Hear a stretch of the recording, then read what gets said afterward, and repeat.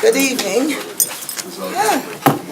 Welcome to our Civic Center Committee meeting. And we are going to approve our minutes from, have a motion for our previous minutes, please. Okay, second. Favor? Opposition, it carries. Okay, number one, our first authorizing agreement with SMG and the Albany County Convention Center Authority regarding the shared employee plan. We're going to have a motion to table. Motion to table that? Okay, second. Okay, opposition? All in favor? All in favor? Aye. Our current business. Authorizing a lease agreement for the rental of our retail space at the Civic Center, Johnny Rockets and Handcrafters Brews. Mr. Belver, how are you doing? I see you ready to speak. Very good, thank you. I'd like to introduce to the committee, Louis Ciccatelli is with us tonight. Louis is also the owner and operator of Johnny Rockets in the Crossgates Mall, and has provided this proposal for us for the county, and I think it's a very good proposal as we go forward to fill that space and bring in a national chain that will have some exciting new things. I think this is only the fifth or so, fourth or fifth establishment that's a Johnny Rockets that actually has had the handcrafted beer as a component to it. And I'd like to open it up at any time for any of the members if they have questions for Louis, and he'd be happy to answer any questions that you might have.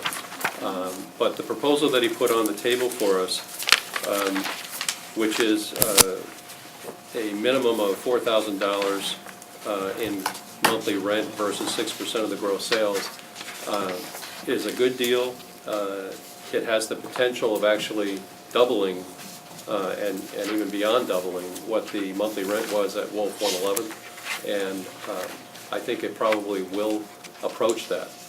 So I think this is a great opportunity. There is a investment that is required, and I think I'm going to let Louis explain a little bit more about that. There's about $500,000 to $600,000, not for the county to pay for it, but in total that's going to be required that he's going to have to put into the facility to make it become a Johnny Rockets with all the equipment in the kitchen.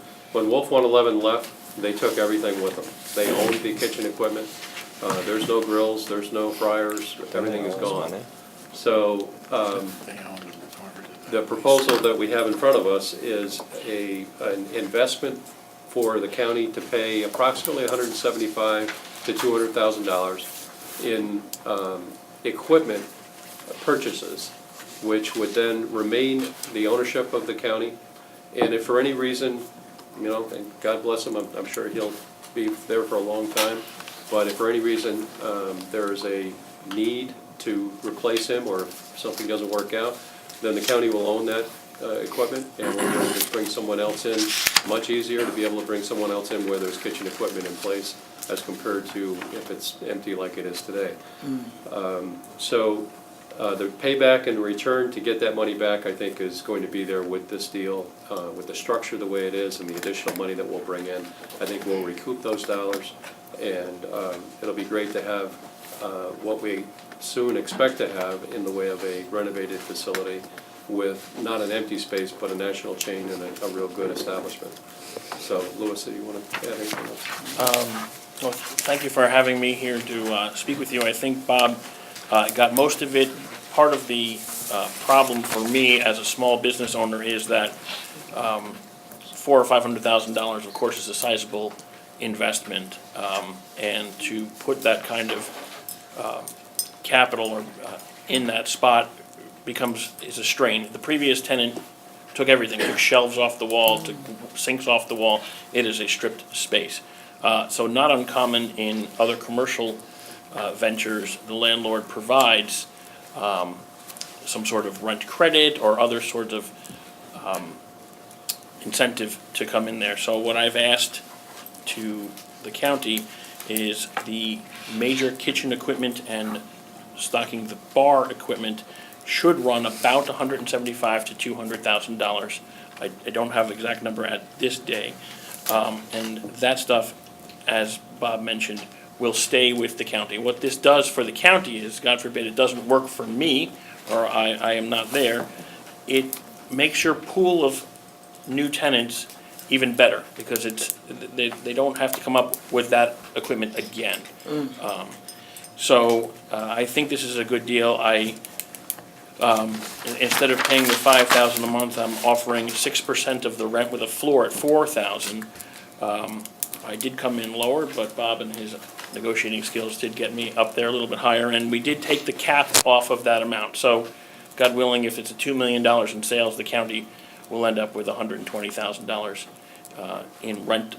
So I think it's a fair offer for both sides. It provides me with an opportunity with a great partner, a stable partner, and I'm looking forward. I've committed to a long-term relationship here with 10 years and then 4 options for 5 years each. So I'm committed. I'm looking forward to it, and I hope the committee can see what we see. If I could just say one other thing, I think this is very important in my mind, and not to say anything negative about any particular prior tenant, but I think that the commitment of the number of people that it's going to take to operate this facility, this restaurant correctly, is something that I think I like the most about what Lewis's plan includes. And he can explain to you the number of employees that he's planning to have. One of the problems in the past was that they didn't quite have enough servers. They had, in some cases, bartenders that were also waitering and waitressing. And you just can't operate a facility like that when people are waiting to get their checks and they are on a limited number of minutes or hours to be able to, get in and out. So, Right. So without taking the committee too much of the time, part of our analysis of what was wrong with that, again, not speaking poorly about anybody, is what I heard was you could never get food out of there. It just wasn't fast enough. And I think a single operator, somebody who, although this previous tenant wasn't that, a single operator is going to have problems there because the nature of the site. You've got events where you're going to have a full house in a matter of an hour. The place will be full, and then those people leave, and then maybe they come back. So as an employer, you can't hire somebody and say, okay, I'm going to need you 4 days a month. Good luck, stay with me. So what I've got as an advantage, I have 25 to 35, depending on the season, folks working for me at the Johnny Rockets who are trained at Johnny Rockets in Cross Gates Mall. I expect another 25 to 35 here. In addition, what happens is on those nights where we're going to expect to be packed, and we'll know ahead of time, I can bring servers and bartenders and cooks who are not working at Cross Gates. They're already working for me, but I can bring them over to this store and I can boost without having to carry 50 folks, some of them only being a few times a week. And on top of that, what we've done is what Johnny Rockets has actually done is they've come up with some high-speed, efficient grills and fryers and those kinds of things that help us in this type of setting to put out the food, good quality, fresh food, in a faster amount of time. So that the food technology has actually made quite big leaps and bounds, and you're getting some good food. This equipment has been in operation in other Johnny Rockets in very busy locations, and it's working for them. So we're able to provide good quality service and good quality food in this location. We hope that makes the difference between the previous tenant and us.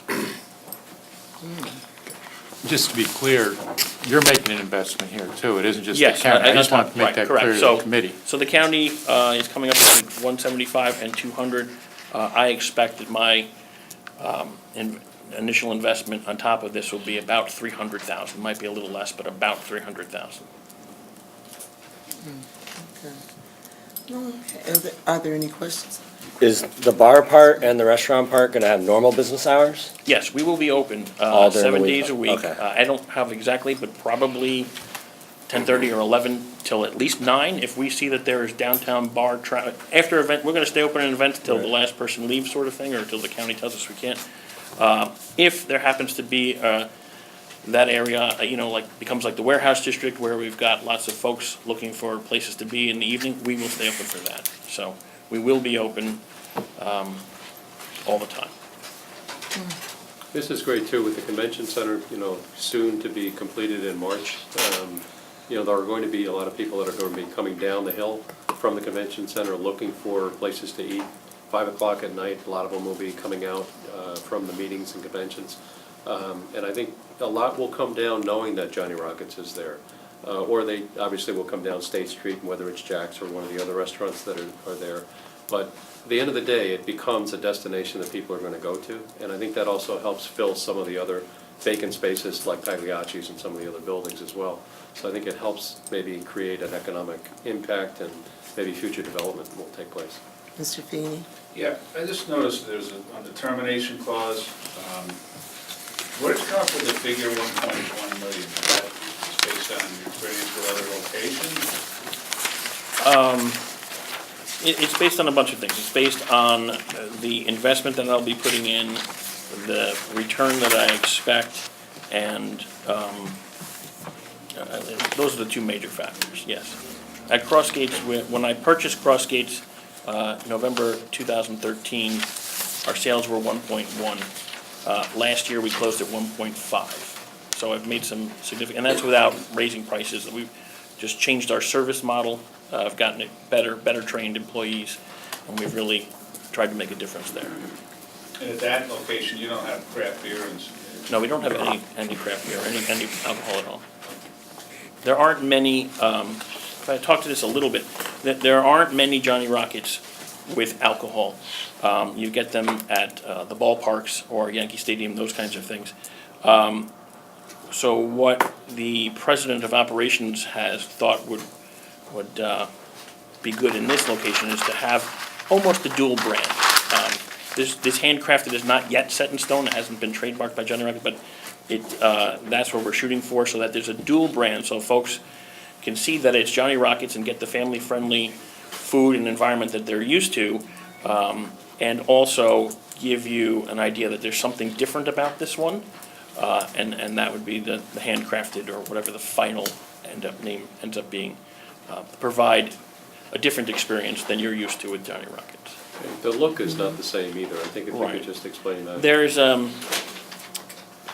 actually, Johnny Rockets has gone through a rebranding itself, or a refresh of the brand. You can still get that old 50s style. There's also a more updated style there. And then finally there is this Diner 2.0, which just got unveiled a few months ago, where it's more modern. So you're going to have reclaimed wood. In some places you're going to have some brick facing. It's a different, more modern look. Hopefully they're trying to attract the millennial crowd and provide a little more of a refresh. So this location, part of what's going to help keep the cost down is you're going to have that sort of look, all right? So we'll have the handcrafted wood, we'll probably have bamboo style tables. There'll be some other things there. You still will have Johnny Rockets cues and branding, but it will be a hybrid it won't be what you're used to, but it'll be very nice styled industrial lighting and those kinds of things. Okay. Is any other questions? No? Okay. Thank you. Oh, yes. Move it. Second it. Opposition? All in favor? Everybody in favor? All right. Aye. Okay, Thank you. we're going to review the income statements. Everyone has the income statement? Before we do that, I think, Bob, didn't you want to introduce? Yeah, actually, Before we do that. if you don't mind, I'd like to introduce Chris Cicery. Chris is the CEO of the Albany Devils, and I'm very happy, and you probably have seen as well in the announcement that was made, that we reached a 3-year extension agreement with the Albany Devils, and I asked Chris if he may want to come and say a few words to you and express where he's coming from and the team's coming from. I've gotten to know Chris for 6 years now since I came here from Lowell, and I don't know that there's a better relationship between a venue management and ownership of a team. First of all, Patrick, thank you for the opportunity to speak to everybody. Even when you talked about this opportunity for Johnny Rockets, when we came here, and just to give you a little history, for those of you who are familiar with Walter Robb, owned the Albany River Rats for many, many years. We were here and provided all the players and the jerseys, but Walter Robb owned the team. In 2006, the New Jersey Devils had an opportunity to buy their own franchise. And they bought the Lowell Lock Monsters. For anybody ever went into those games, they bought the Lock Monsters in Lowell, Massachusetts. Part of that purchase agreement was that the team had to stay there for 4 years. So we were there from 6 through 2010. In that interim, when we left, Walter Robb put a team in here from Carolina. And in 2010, Walter Robb sold the team. Carolina Hurricanes moved that franchise here in Albany to Charlotte, North Carolina. As a result, there was a void, and County Executive Mike Breslin, Bob Belber, Mayor Jennings called the New Jersey Devils and said, "Would you come back?" And in 2010, we moved the franchise from Lowell, Massachusetts here, and now we've just ended our 6th year and signed a 3-year extension. So part of our troubles is South Pearl Street. There's no activity on South Pearl Street. There used to be a Pagliacci's. I'd go over there and have lunch. Well, where do you go and have lunch down there? So when Bob Belber mentioned that Lewis might have interest to coming in there, we put about 120,000 people at the Times Union during a season for our 38 games. We've got families, we've got young adults from colleges, we have different packages that we put together to attract this millennial group, new people that are moving downtown. Personally thrilled that there is going to be a venue right in the building. Lewis and I are going to meet to talk about potential sponsorship. How can we drive traffic into his location? Well, we probably have 40 birthday parties a year. We have a kids zone, we have families, we have Boy Scouts, we have an audience that caters to Johnny Rockets at the Crossgates Mall. So it's a natural. But why I'm here, I want to put my sales hat on. You know, we just signed a 3-year deal extension. We need everybody's help.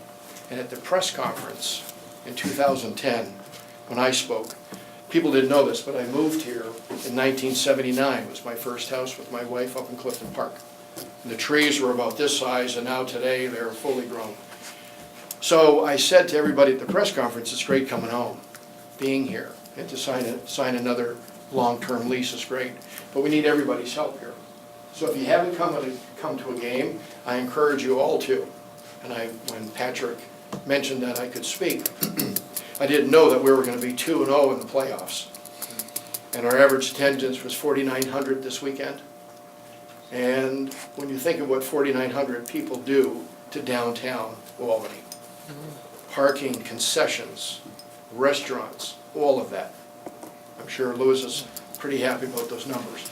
But we need your help. So if you sit here and you don't come to a game, I can't grow our attendance. So tell your neighbors, tell your friends, we're getting ready to go in. Hopefully, we play Utica tomorrow at the auditorium in Utica. If we beat them, we go into round 2. To get to the Calder Cup, you have to have 15 victories. We've got 13 to go.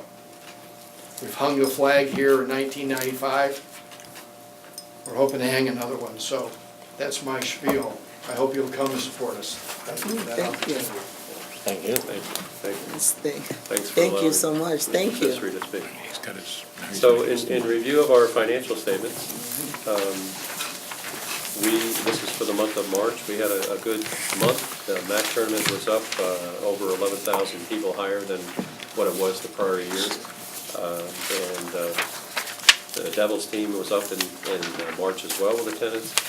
And overall, the month ended up very good.